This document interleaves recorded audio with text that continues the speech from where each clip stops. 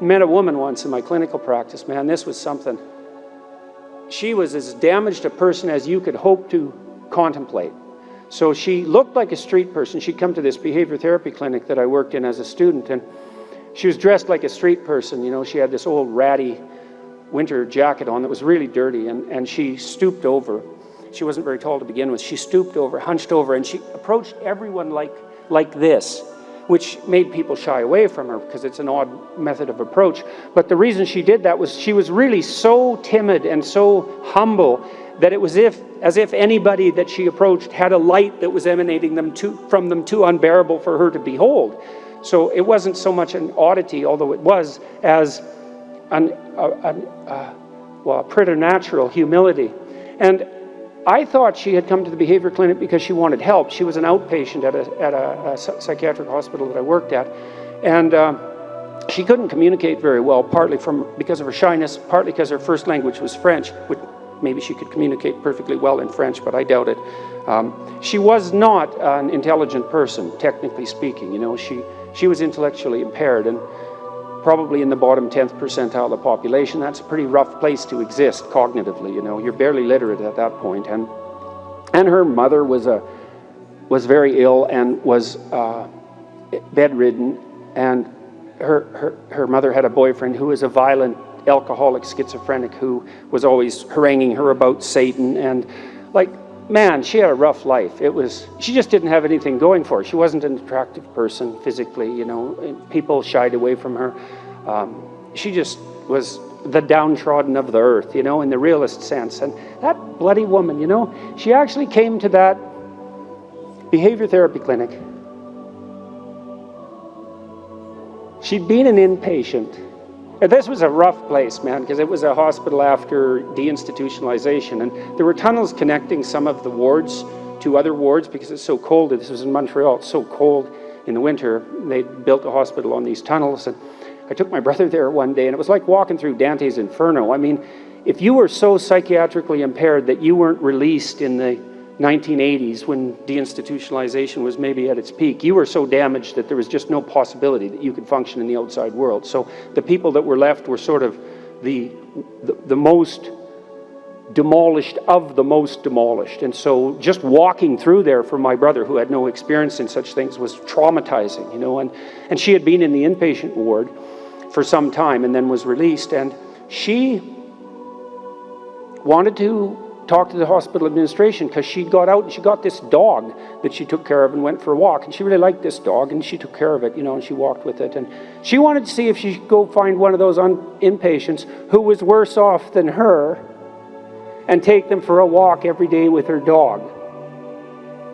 You know, it's so funny, you meet someone like that and they just have nothing. They have nothing in the world that you would recognize as any marker of success or status or ability, or they're outcast and tortured, and then nonetheless, you know, a woman in that dismal state was able to rise above her own catastrophe, which was like manifold, and find someone worse off to try to serve. You know, you don't need many experiences like that to convince you that there's things about the world that you truly don't understand on the ethical front, you know.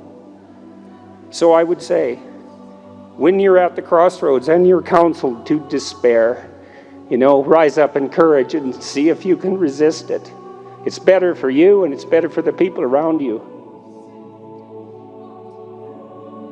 You know, I was reading a Wikipedia article on the Tower of Babel the other day. I'm always curious about how these things are represented most publicly, right? And Wikipedia is a great way to do that because it's collectively edited. And the interpretation was essentially, it was the description of how the languages of the world arose. And I don't think that's what that story's about at all, except peripherally. I thought, yeah, you just missed the point 100%. I mean, Babel is Babylon first, so you need to know that. And Babylon is the state that's gone mad. And it's a continual temptation for human beings to build complex organizations, right, that get too high. And so what does that mean? How about too many layers? Not local enough, not distributed enough, right? Too separate from the people that they serve. I think the EU did that. I think that's why the British left. That's the Tower of Babel.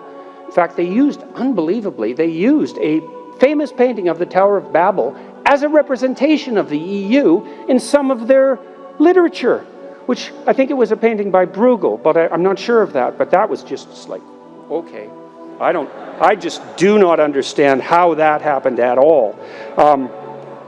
In any case, this Tower of Babel, it's also a Luciferian story. You know, Lucifer is the spirit of intellect, the light bringer, who's flown too high and challenges God himself and falls. And in Milton's story, Lucifer is called on his pretension by God and said, you know, because he is God's highest angel, God most catastrophically wrong. So a symbol of intellect, that in combination with the notion that he's a light bringer, it's a symbol of prideful intellect. And it is the prideful intellect that raises itself against what is most properly placed at the highest place, which is what God is, whatever that is. Whatever it is, it's not the intellect. That's a subordinate spirit. And if it isn't, then it becomes aimed essentially at something approximating hell and perfectly capable of creating it and then perfectly capable of ruling in it. And so when God calls Lucifer on his rebellion, he says, if you but repent, you could be welcomed home. And Lucifer says, well, I am the sort of spirit that even if I once repented, I would be instantly tempted to merely repeat my mistake. And he says as well, I would rather rule in hell than serve in heaven. It's like, hey man, there's a choice for you at the crossroads. And so, you know, people have asked me, for example, I'm very opposed to the idea that the fundamental human motivation is power, which is pretty much what every student is taught at every level of their education, in every educational institution, except a handful now across your country.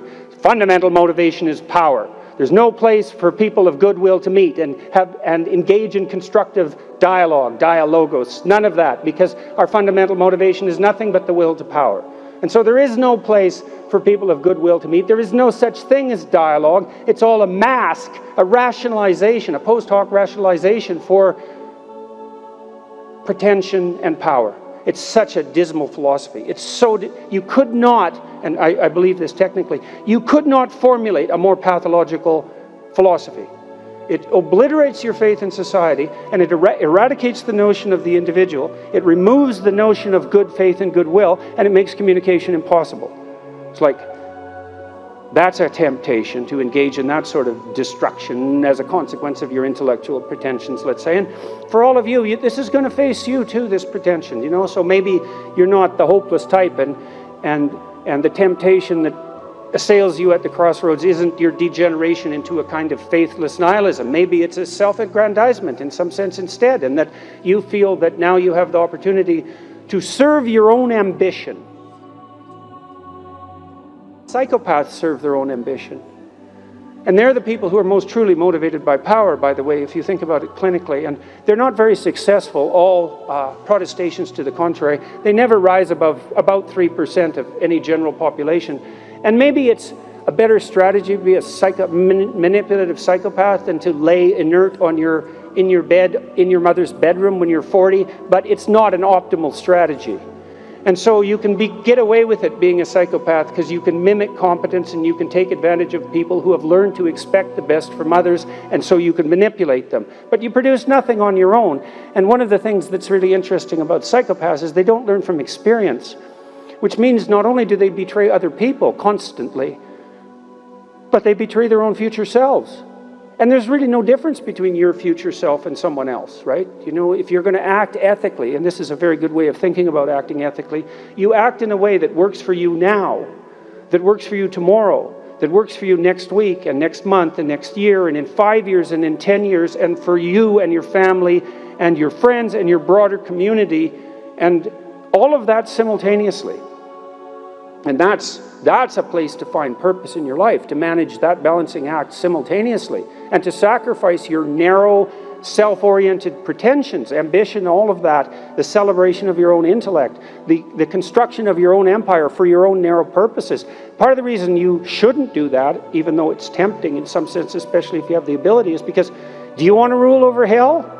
I mean, and that's another interesting question with regards to the question of whether power is a valid motivation. It's like, okay, well, Kim Jong-un, let's take him. He's a manifestation of a power player.